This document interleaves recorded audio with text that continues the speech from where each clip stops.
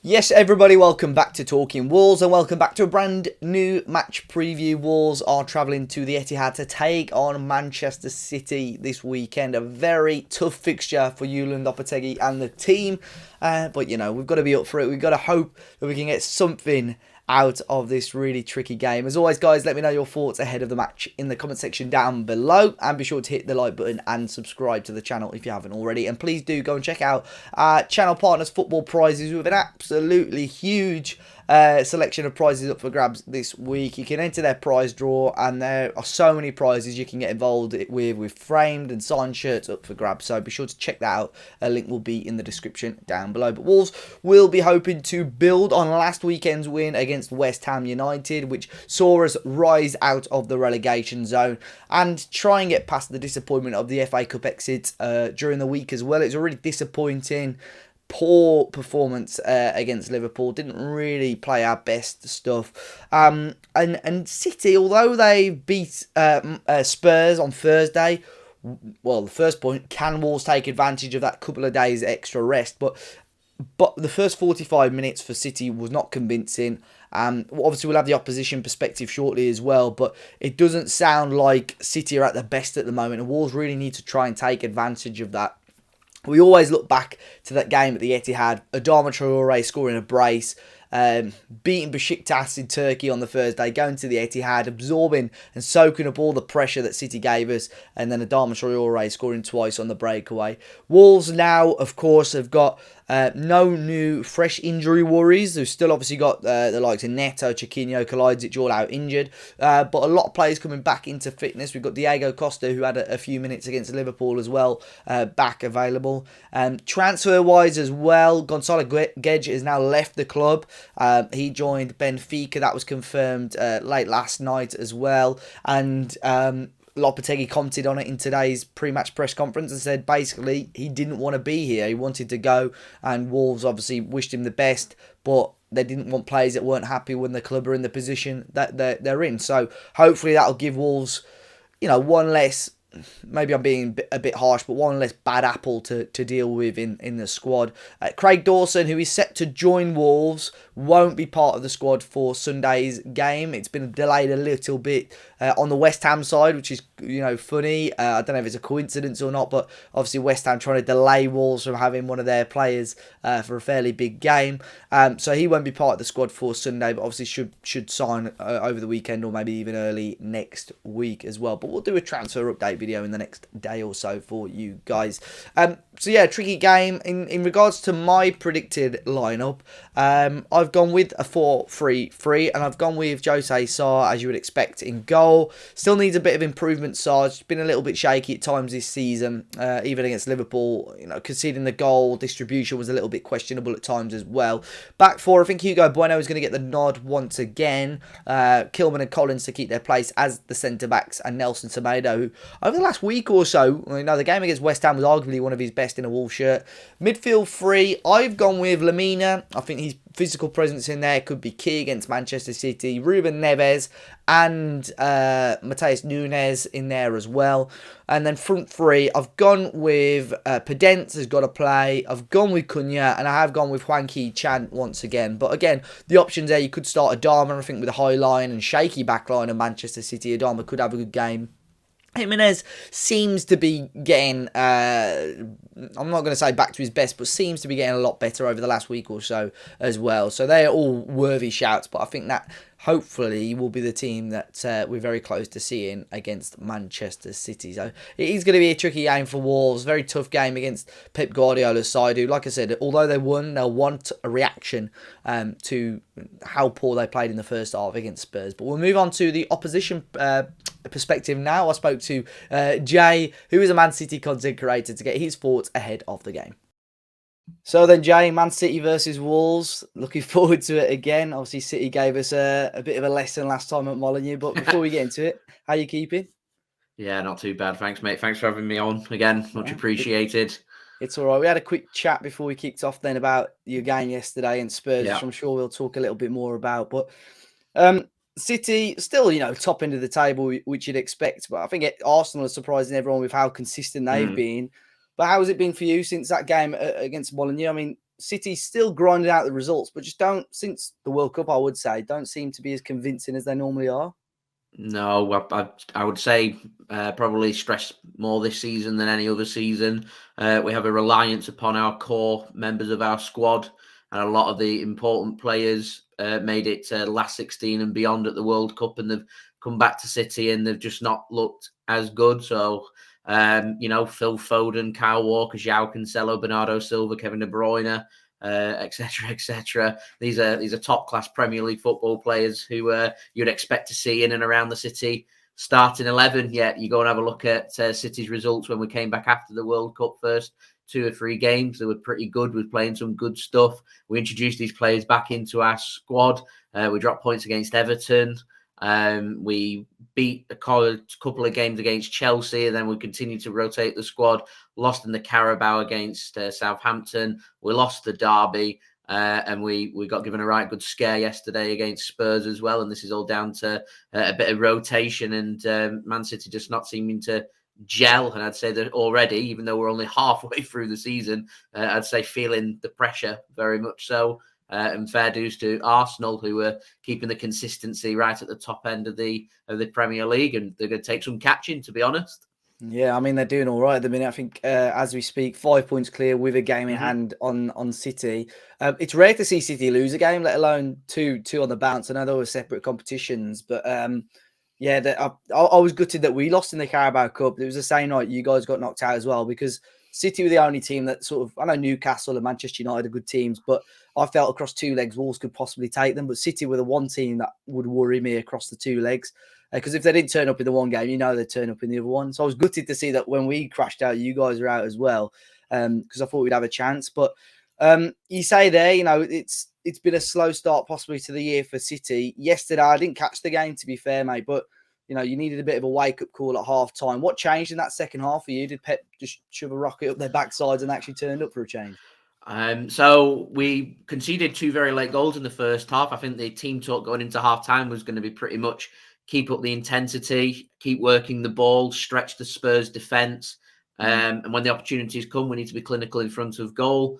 That was the team talk right up to 44 minutes. Spurs strike with a poor mistake from Ederson at the back. It's slotted away by is it Kulusevski? That's how you say his name. Yeah. Just slotted it beyond Ederson, and all of a sudden City shell shocked, and we don't seem to be learning. It's concerning me a little bit. I can understand the derby and feeling very upset about the decision that was given against us with the offside, that we just simply, with that in our minds, just went to sleep and conceded another. But it happened again yesterday against Spurs. They've gone behind and thought to themselves, oh, what do we do now? And before you know it, 2 goals in 3 minutes, we were 2-0 behind by half time, and the players went off. There's been a lot of different reasons. They got booed off yesterday. People were saying they would burn the referee. I personally felt like there was a bit of frustration amongst the City fans that they're just letting the players know that they can perform so much better than they are.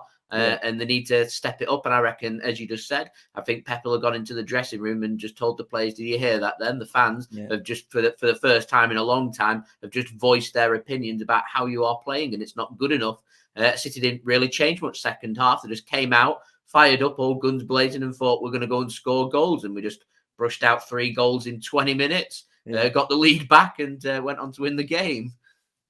Yeah, I think, like I said earlier, it's a surprise to see, probably City concede a couple of goals and then let alone lose a couple of games. So for City fans, it probably felt a bit strange, to be going in at half-time 2-0, because, I mean, you might correct me, but it's probably very rare that has happened, or maybe less than a handful of times over the last few years, full stop. What's the mood like? I know you've said they were booed off at half-time, but do City fans still think they're in this title race? I think, the consistency that Pep can get from this team, I think you'd be very, very daft to rule them out. But are people worried that City aren't going to win this title? I can't speak for other City fans, but I can speak for myself, and I'm looking at the facts. The facts are we've got 2 games coming up against Arsenal. They're 2, in my opinion, 2 must-win games for City. I think Arsenal will be looking at their fixture list. They've got a big game this weekend against United. They've got 2 obviously big games coming up against City, and they'll be thinking if we can avoid defeating all 3 of them games, and that's a massive step towards the Premier League title. I firmly believe that City can win the Premier League. We know what it takes to accumulate these points up. We've made back bigger points tallies than where we're at this moment in time. City always do seem to finish very strong in the second half of the season. I just think City fans were getting a bit concerned that they don't want this gap to get too big, to get too unrealistic. And I think we're at a point in the season now where the form really needs to be turned around, and these performances need to be spot on, and the results need to be spot on and matching with the performances, which as of late, since we've returned back from the World Cup, has been a little bit inconsistent.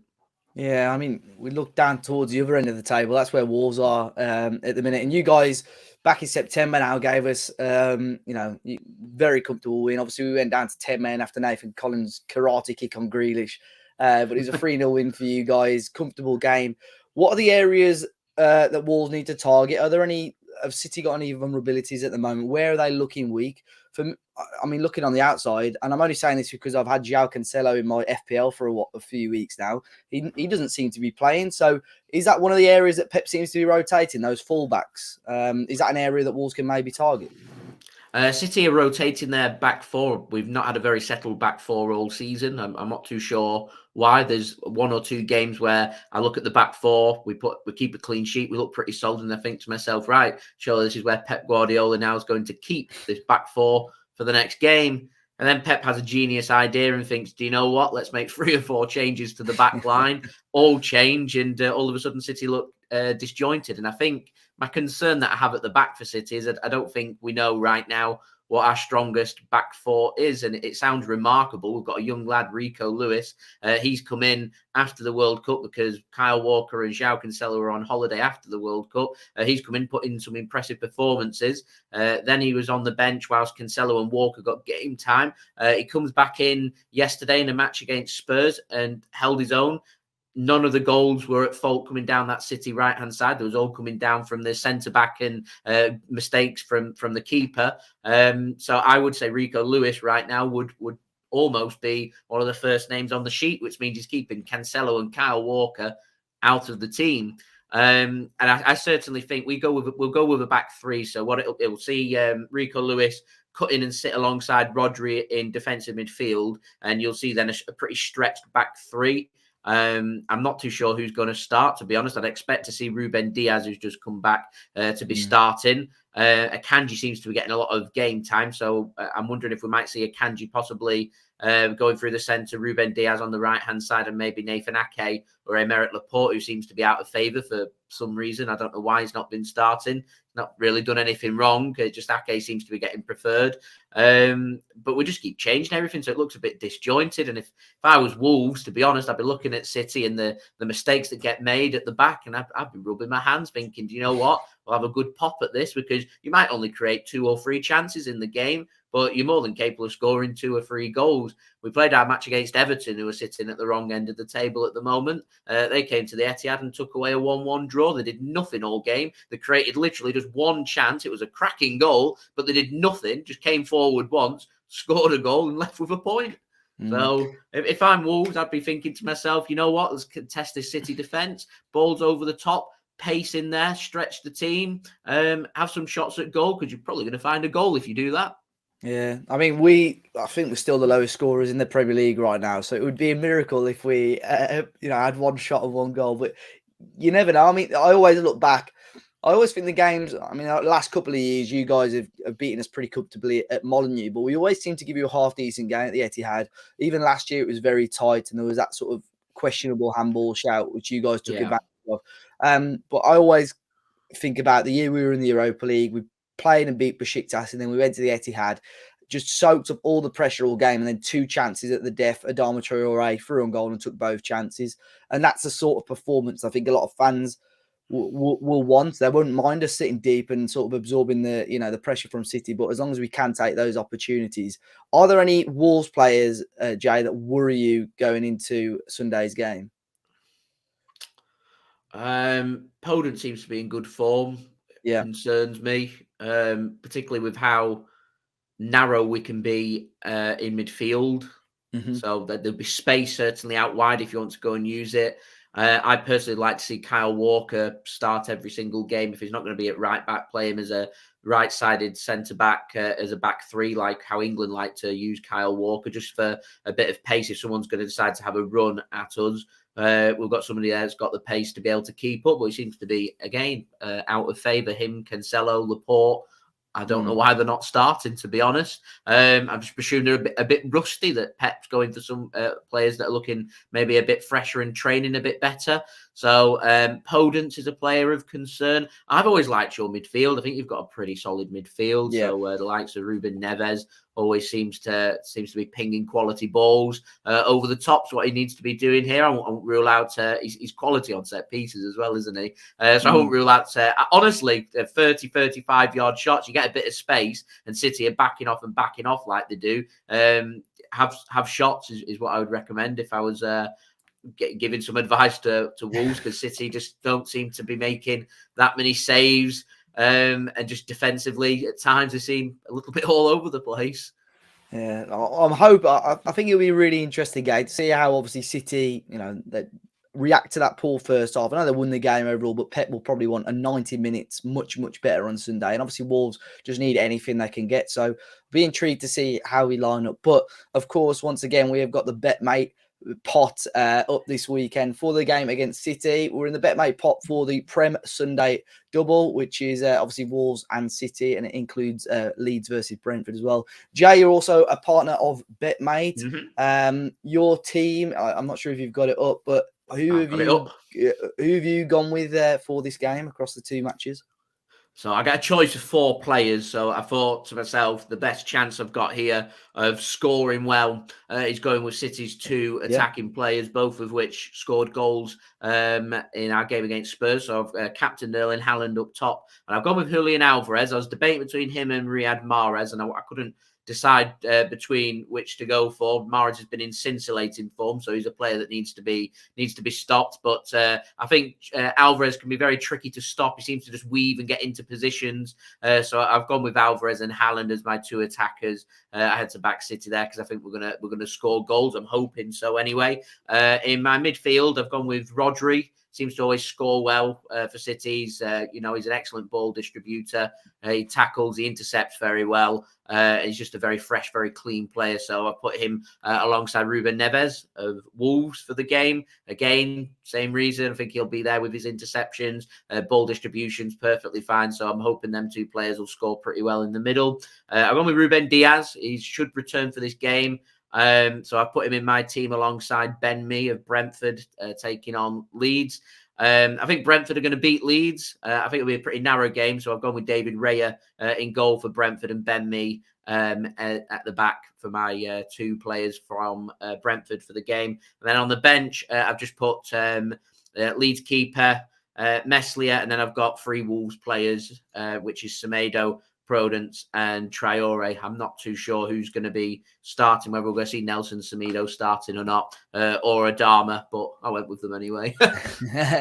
Yeah, I mean, I've gone with fairly similar to you. I've gone pretty heavy City, but gone with Brentford as well. I think Brentford should beat Leeds. So I've got David Raya in goal for the clean sheet, fingers crossed, and possibly some saves. I've gone with Cancelo at the back, but again, with what you were saying earlier, that may well change depending on who starts. I've gone with Pinnock of Brentford at the back again, hoping for those tackles and clean sheet. I have gone with Podence and Kevin De Bruyne in the midfield, but I fully appreciate your both shouts actually, of Neves and Rodri in the middle. And I have gone with Ivan Toney, and then I've captained Erling Haaland up front because I think Haaland has always got a goal in him, hasn't he? So it'll be interesting. But we could change the teams 5 minutes up until kickoff. Entry for this one is £3. You can find the pot on the screen, but you'll find it on the homepage of the Betmate app. And of course, 18 plus, UK residents only, and please do gamble aware. And Jay, the final question, a prediction for this match. I know City have been fairly unpredictable over the last few weeks or so, but what's your score prediction? What are you thinking? I think Wolves will grab a goal. I think this will be both teams to score. I want to say like a 3-1 or a 4-1 City, and we'll get through the gears. I've got a very I'm concerned that you're going to snatch something from this game, because this match stinks of Manchester City dropping points. This is the type of game we drop points. I'll go 3-1. I'll back City to win the game. I think Wolves will give us a game. I think you'll score a goal as well. But I'm going City 3 points, 3-1 win. Yeah, I think it's fair. Like I said earlier, with a City, you'd always expect them to score a couple of goals at least and win the match. I think you're always safe with that anyway. But Jay, before we finish off, do you want to tell the viewers where they can catch all of your content? Yeah, no problem. You can catch it on YouTube. It's JSGC Man City Fan Channel. If you just search JSGC, I'll pop up. Got all kinds of content coming out left, right, and centre. I've been doing daily transfer updates throughout the January winter transfer window. I've had previews, reviews. Lots of thoughts going out there from the Manchester derby, from the Spurs game. I've got match vlogs. One's coming out tonight for the Spurs game. I've got another one coming out next week for the Arsenal game as well. So loads of content. If you want to go and find me on YouTube, you can find me on Twitter if you just put @JSGC171, and Instagram as well @JSidlow. And I've just gone onto TikTok. I can't even remember what my username is, because I've literally just only just started. I've just started doing my 1-minute vlogs, which I found very entertaining on there. Let me just see what my username is. Yeah, it's @JSGC171. There you go. Nice and easy to remember. I'll make sure to leave a link to the socials in the description as well if people want to check you out, Jay. But yeah, apart from this weekend, all the best for the rest of the season. And I'll catch up with you soon. Cheers, mate. Awesome. Take care. So big thanks to Jay once again. I'll leave all the links in the description down below for his channel. Tricky game, guys. Let me know your thoughts, and fingers crossed Wolves can get something out of the game. I don't think we'll win the match, but if we could get a point, I think that would be fantastic for Wolves. And obviously Liverpool as well next week, which is going to be a tricky game. So is it next week? Or definitely the next game anyway, Liverpool at home. But yeah, guys, as always, thanks for watching. Be sure to hit the like button, subscribe to the channel if you're new, and I'll see you all very, very soon.